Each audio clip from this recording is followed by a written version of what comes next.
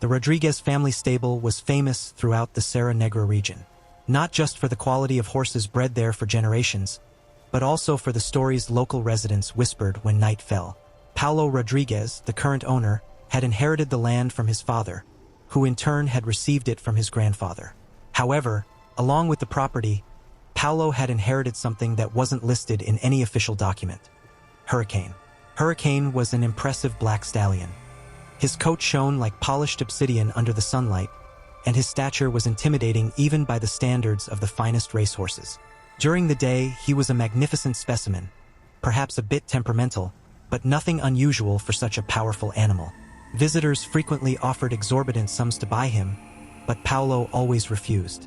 "Hurricane is not for sale," was his automatic response, delivered with a firmness that didn't allow for argument. What visitors didn't know was that Paulo refused to sell Hurricane not out of attachment or sentimental value. It was out of fear. Helena Cardoso, recently graduated as a veterinarian, moved to Serra Negra seeking tranquility after years in the bustle of the capital. When Paulo hired her to care for his horses, she was immediately fascinated by Hurricane. "I've never seen an animal like this," she commented on her first day, observing the black stallion grazing placidly under the morning sun. "Must have Arabian blood, judging by the structure of his head." Paulo merely nodded. "He's special, but be careful. Don't approach him after sunset." Helena laughed, thinking it was just a local superstition. "Do you believe in those ghost horse legends? I thought that was just in American movies." The look Paulo gave her made her smile fade. "Just do as I say. Never go near him when it gets dark." In the following weeks, Helena dedicated herself to the stable's animals. All were well cared for, but Hurricane clearly received special treatment. His stall was larger, isolated from the other horses, and had reinforced locks that seemed excessive for containing an animal, no matter how strong. One day, while examining the stallion, Helena noticed something strange about his eyes. For a brief moment, when the sunlight hit them at a certain angle, she could swear she saw a red glow. It was just a flash, so quick that she convinced herself it was merely a reflection. Marcelo, one of the older handlers, noticed her confused expression. "You saw it, didn't you?" he asked in a low voice. "Saw what?" "His eyes. They change." Helena tried to laugh, but the sound came out forced. "It's just a reflection of the light, Marcelo." The man shook his head. "My father worked in this stable and his father before him. We've known Hurricane for longer than should be possible." "What do you mean?" "Horses live at most 30 years, and that's with exceptional care." Marcelo looked around, as if afraid of being overheard. "Hurricane has been here since my grandfather was a young man, and he's never aged a day." Helena felt a shiver run down her spine, but her rational mind rejected the idea. It must be another horse, perhaps from the same bloodline, with similar characteristics. "Think what you want, doctor, but don't ignore Mr. Paulo's warning. Never stay near Hurricane after nightfall. Never." That night, Helena couldn't sleep. Marcelo's words echoed in her mind, mixing with images of the red glow in Hurricane's eyes. Around 2 in the morning, a distant neigh awakened her from her restless sleep. It wasn't a normal sound. There was something almost human about it, like a scream of anger or pain. Hurriedly getting dressed, Helena grabbed a flashlight and headed to the stable. The night was unnaturally dark, with no moon or stars visible in the sky. When she reached the entrance of the wooden building, she hesitated. The silence was now absolute, as if all the animals were holding their breath. "Hello?" she called, her voice echoing in the empty space. "Is anyone there?" No response. Gathering courage, Helena entered, the beam of her flashlight cutting through the darkness. The horses seemed agitated, some nervously stamping their hooves. When she reached Hurricane's stall, she found it empty. The door, with its heavy locks, was open. "Impossible," she muttered to herself. Those locks couldn't be opened by a horse, no matter how intelligent. A new neigh broke the silence of the night, coming from somewhere beyond the stable. Helena followed the sound, heading to the pasture that extended to the edge of the forest surrounding the property. That's when she saw him. Hurricane was in the center of the pasture, his silhouette outlined against the night sky. But he wasn't the same animal Helena knew. His proportions were distorted, larger, and more threatening. And his eyes glowed like live embers, 2 points of red fire that seemed to penetrate the soul of whoever gazed upon them. As she watched, horrified, Hurricane threw his head back and emitted a sound that couldn't come from a natural animal. It was a scream of primordial fury that made Helena's blood freeze in her veins. Then he began to change. His skin seemed to stretch and tear, revealing something different underneath. It wasn't flesh and bone, but a dark, viscous substance that moved as if it had a life of its own. The hooves transformed into appendages that more closely resembled claws, and the mouth widened, revealing rows of teeth as sharp as razors. Helena wanted to run, but her body refused to obey. She was paralyzed by terror, unable even to scream. The creature that was once Hurricane turned its attention to her, the burning eyes fixed on her face. It began to advance slowly, each step marked by a wet, repulsive sound. "Helena!" Paolo's voice cut through the night air like a gunshot. He was running toward her, a shotgun in his hands. "Run! Now!" The shout freed her from her paralysis. Helena turned and ran like she had never run before. Behind her, she heard the sound of hooves. No, not hooves, something worse pursuing her. Paolo fired, the blast of the shot echoing in the night. The creature emitted a noise that was a mixture of a neigh and a human scream. Helena didn't look back, continued running until she reached the main house. Locking the door behind her, she collapsed to the floor, panting and trembling. Minutes later, which seemed like hours, she heard knocking. "Helena, it's me, Paolo. Everything's all right now. Let me in." With trembling hands, she unlocked the door. Paolo entered, looking 10 years older than he had that morning. His clothes were stained with something dark that Helena preferred not to identify. What was that?" she asked, her voice barely emerging. Paolo sighed deeply. "Sit down. There's something you need to know about Hurricane. Something my family has been hiding for generations." And so, as the night slowly progressed toward dawn, Paolo told Helena the terrible story of the black stallion with eyes of fire. The story of Hurricane dated back more than a century. Paolo began, sitting heavily in a worn armchair. His hands, calloused from years of hard work, trembled slightly as he lit a cigarette. "My great-grandfather, Augusto Rodriguez, was an ambitious man. He wanted to breed the finest horse the world had ever seen, something that would make our name famous. He traveled throughout the country, even abroad, looking for the best specimens for breeding." Helena listened attentively, still trying to control the trembling in her hands. The shock of the experience in the pasture had not diminished. On one of these trips, he heard rumors about a black stallion in the northern mountains, an animal of incomparable beauty and strength. The natives of the region feared the animal, said it wasn't natural, that it had been brought from another world by ancient sorcerers. Paolo took a long drag on his cigarette, his eyes lost in memories that weren't his, but which he carried as an inheritance. "Of course, my great-grandfather didn't believe these superstitions. He was a modern man, scientific by the standards of the time. He found the horse and, against all warnings, bought it for a fortune. He brought it here and named it Hurricane because of its speed and strength. But it can't be the same animal," argued Helena, trying to cling to logic. "That was more than 100 years ago." "It is the same," affirmed Paolo with a grim certainty. Soon after bringing Hurricane to the stable, the accidents began. At first, they were small things. Broken tools, other horses mysteriously injured, strange footprints around the property. Then, people started to disappear. Helena felt a knot forming in her stomach. Disappear? The first was a young handler who, against orders, stayed in the stable after nightfall. They found only pieces of him the next morning, scattered across the pasture.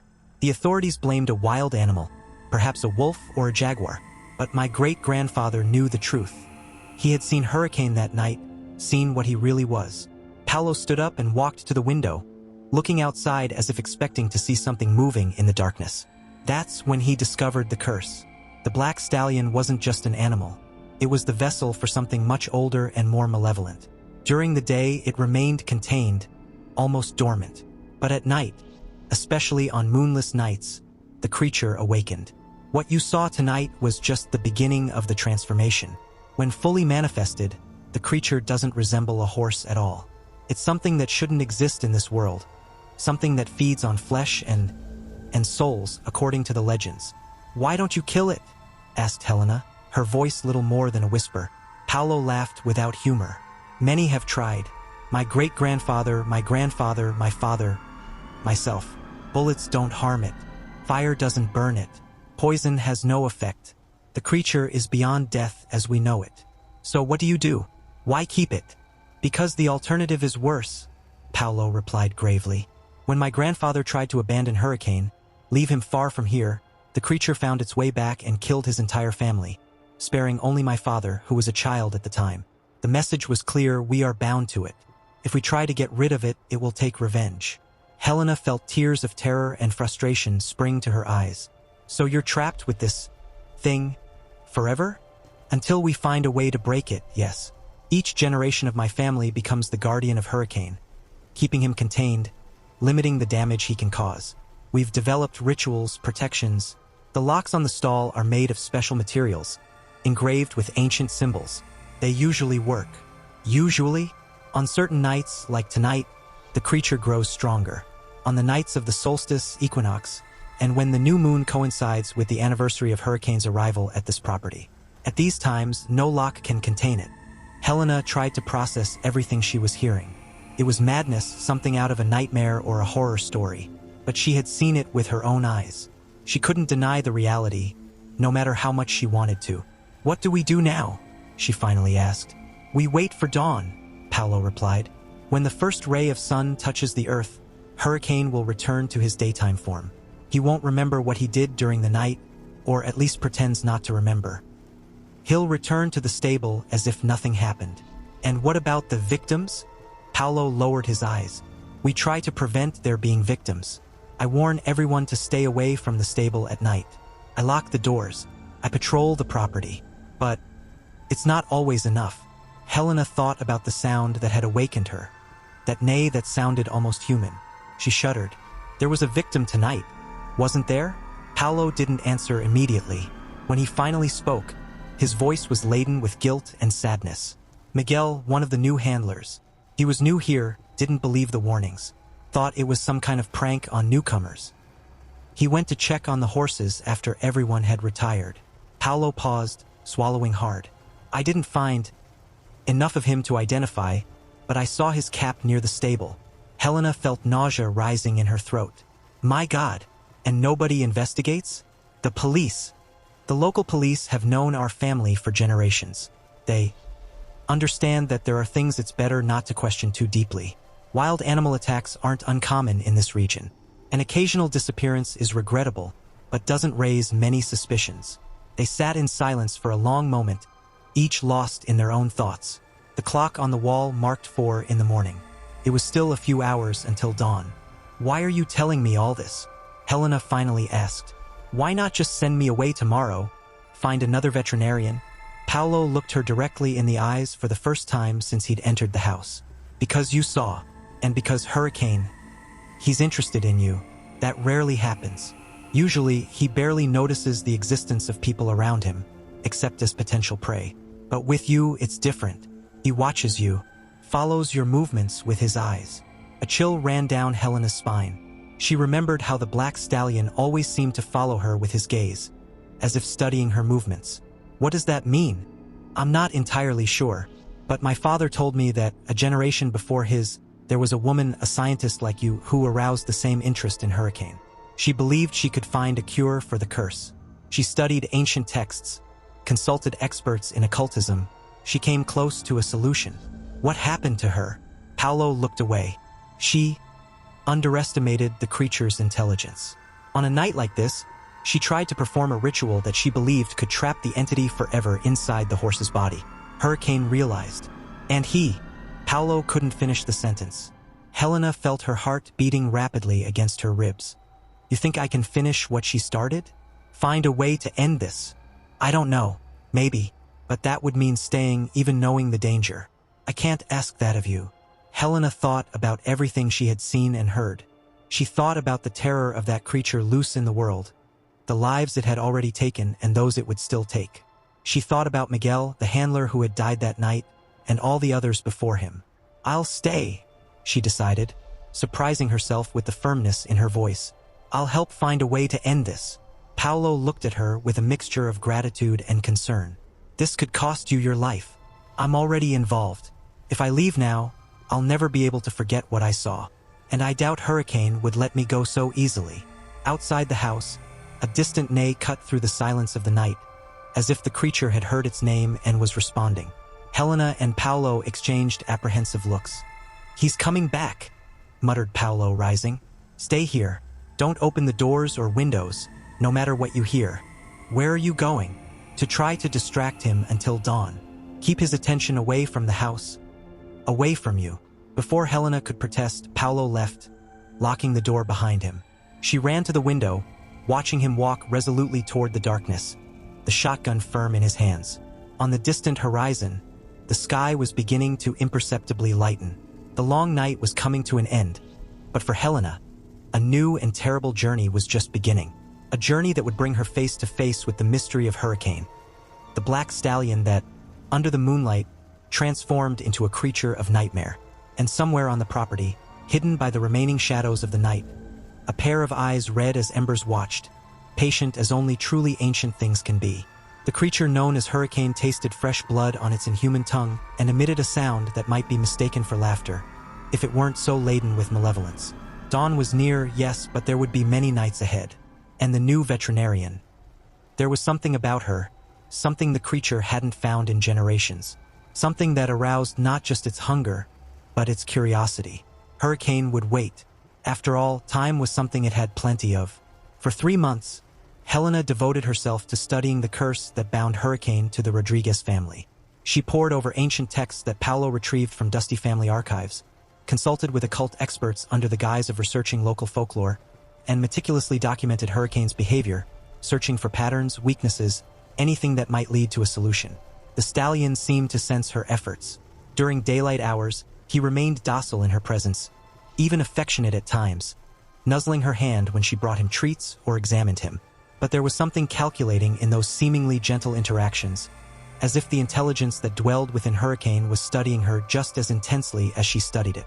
On nights when the creature was free, Paolo would secure Helena in the specially reinforced cellar beneath the main house. Sometimes, they would hear Hurricane circling the property, his inhuman screams piercing the darkness. Other times, a disturbing silence would fall, more terrifying than any sound could be. "He's playing with us?" Paolo told her one evening as they prepared for another night of confinement. "He knows what you're trying to do." Helena nodded solemnly. "I think I'm getting close."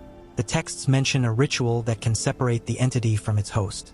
Not destroy it entirely, but bind it to something inanimate, something that can be contained permanently. Paolo looked skeptical. "The woman before you thought she had found a solution too." "I know, but I believe I understand where she went wrong. The ritual requires not just knowledge and power, but the right moment. A convergence of celestial bodies that happens only once every 33 years. And when is this convergence?" Helena met his gaze steadily. "Tomorrow night, the winter solstice." Paolo paled visibly. "That's one of the nights when he's strongest. It's too dangerous. It's also our only chance. The alignment won't occur again for another 33 years. By then, how many more people will have died? How many more families will be broken?"